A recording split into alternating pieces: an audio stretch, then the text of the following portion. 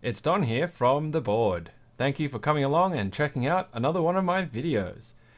Today, this is a bit of a strange video because there wasn't really terribly much point in what I wanted to do except to just show off a little bit of a kit that I'd cobbled together this afternoon after I got home. It was a little bit of a mail day for me, and what had happened was I had seen a listing on Gumtree, which is kind of like an Australian version of Craigslist slash Trading Post, local classifieds kind of thing, where it's just a communication platform between the buyer and seller, and you work out your deals and money and all that. So it's not like eBay, there's no feedback ratings, and it can be a bit of a shambles.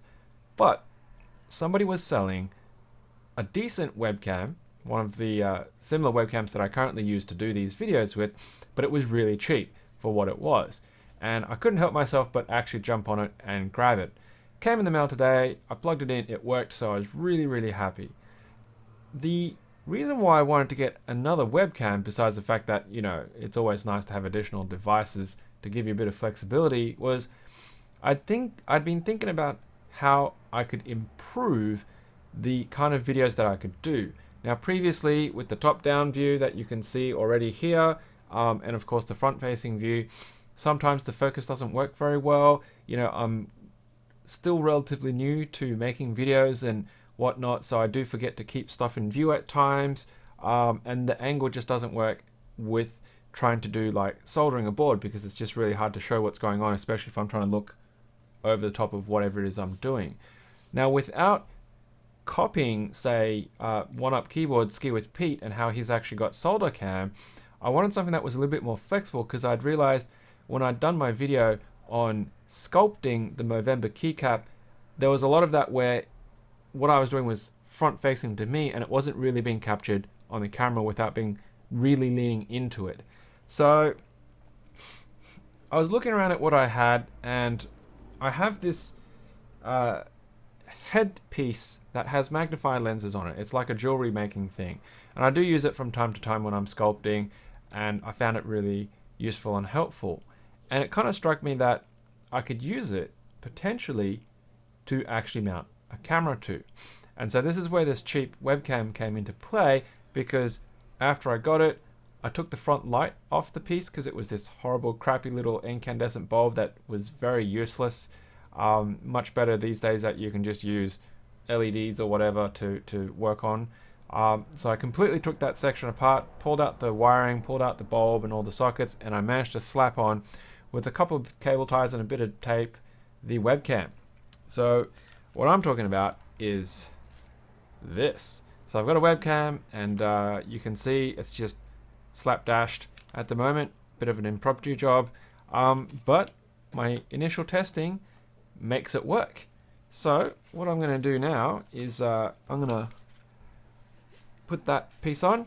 Looks a bit funny, doesn't it? But it will do the job. It will do the job. So at the moment I've got it angled facing down, and I'm going to switch that view on and check it out. So this is actually a lot more representative as a point of view that I have when I'm working on things. And you can kind of see the chaos that is my desk in front of me, which is a little bit different to the normal top-down view that you would see on the desk camera. Now, of course, I'm going to risk tripping out the computer because it's going to go into that whole deep matrix thing, but you can sort of see my top-down camera there and my front camera there. So let's get on with a little bit of content and relativeness to why I wanted this, because the other day, as some of you would have seen and known, I had actually made a mold using the synth for the Movember 2017 keycap, right? So that's it there. And we'd done a very quick and rough cast with that, and we discovered that using the synth 2.0, that the walls on the keycap were actually thinner compared to the 1.2. Now, previously when I was actually casting this particular mold using the synth, I talked about offcasting, and I kind of briefly mentioned it. And I wanted to show you something extra that I had done over the weekend. So I have another mold that's actually cured now. It's no longer tacky, it's not sticky, and I'm just going to demold that very quickly. And then we can actually check it out to see what's going on here. And this is related to offcasting, because this is essentially an offcast master. Now, if you're not familiar with what I'm talking about, then it will all come to light very soon. And I guess the other reason why I was doing this video is I just wanted to see how well this format works with the head-mounted camera, because I realize that some of you might not like it, as you might get motion sickness from it as my head moves around. Naturally, we generally, as human beings, can move our heads without getting dizzy too much because we're in control of that movement. But if you're sitting still and you're watching somebody else's like their head movements, it can be disorientating and you can get motion sickness from it. So if this doesn't work out very well for you, please let me know, and I'll certainly have to reconsider if I'll use it very much in the future as well. Because obviously I don't want people to be at home getting sick and puking, having this, first person kind of point of view. It's not a first person shooter or anything of that nature. So, and even some people when they play those or first person driving games, for example, they can get sick and it's just not a pleasant experience. So, okay. I'm still trying to get this Lego without breaking it all up into small pieces, because I really don't want to have to rebuild it 100% from scratch for the next time use, but I might just have to by the looks of it. Come on. There we go. There we go. Alrighty, now it's starting to separate out a bit.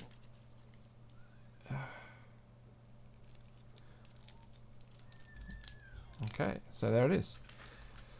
Alright, ignoring these bits of Lego.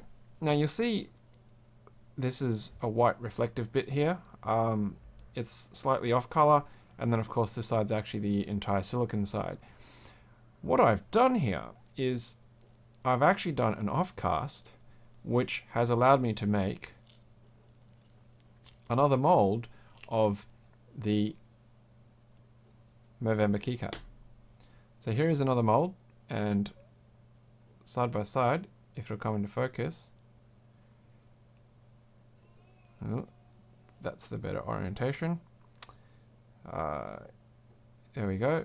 There is two identical molds.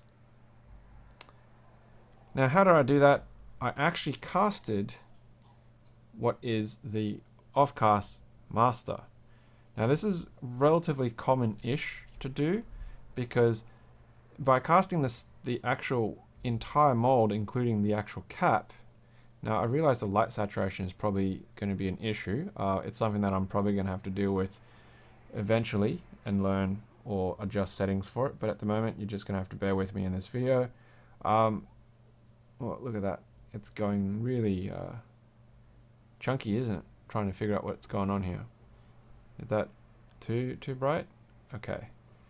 So, there we go. So what's happening here is that I've actually casted the synth base as well as the actual cap as one piece. Now, this is not the same as if I was copying and casting copies of the synth, because obviously with this I can't actually cast other keycaps, and even if I did cast it in resin, it's really dumb because you're going to get resin binding to resin. So it's kind of defeatist in that point. But what this does allow me to do is, if my silicon molds get damaged, I can recast a new silicon mold with this.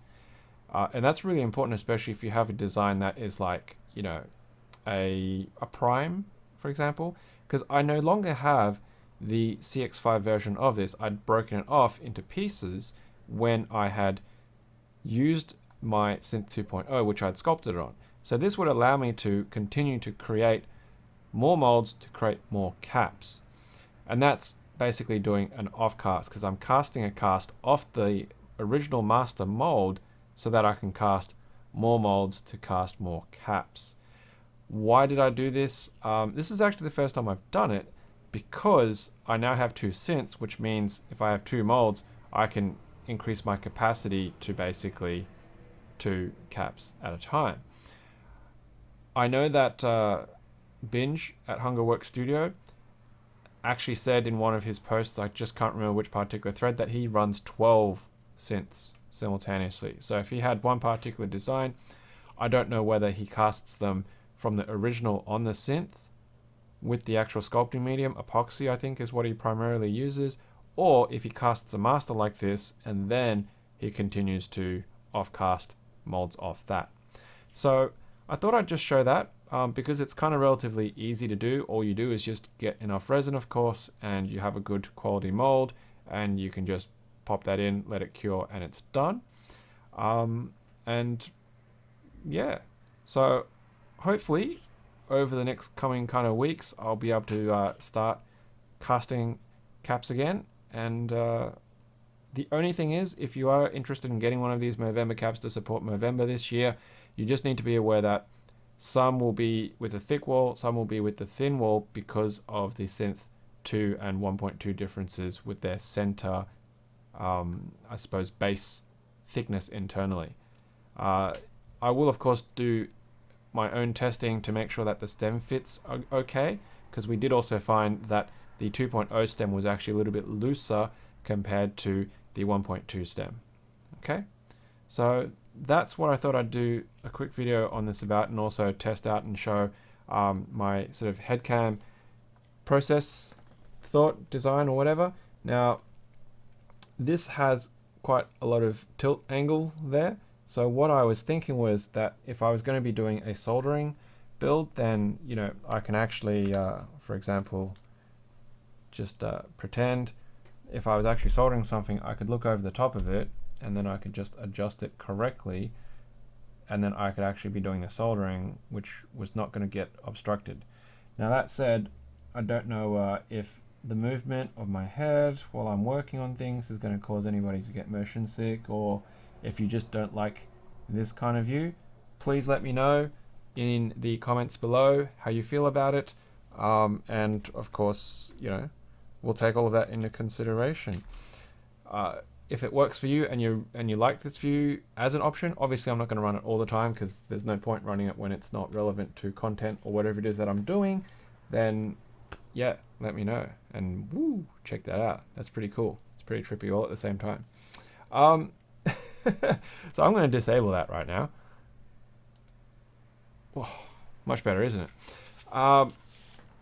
Yeah, and I guess if it's something that works out, I might look into a better way of mounting it, or a better headpiece, because there's quite a bit of weight on that. So I don't know if you can see it very well, but it does put a bit of tension on my head.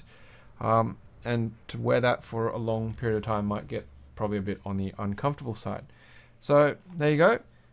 Checking out a couple of molds, just having a quick chat about off casting, and of course my new doohickey that I've cobbled together. Cable ties and tape.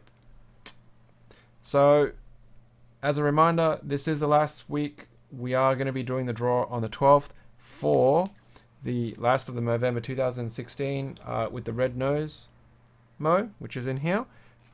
We have the Gleam IO. I'll have the link in the video below. Please go and check that out if you haven't. And of course, all you need to do to get an entry into it is to subscribe to this channel. And if you want additional entry, you can also go out and check out our actual podcast sponsor, Idea23, and their Instagram. Cool bananas. Alrighty, that's it for today.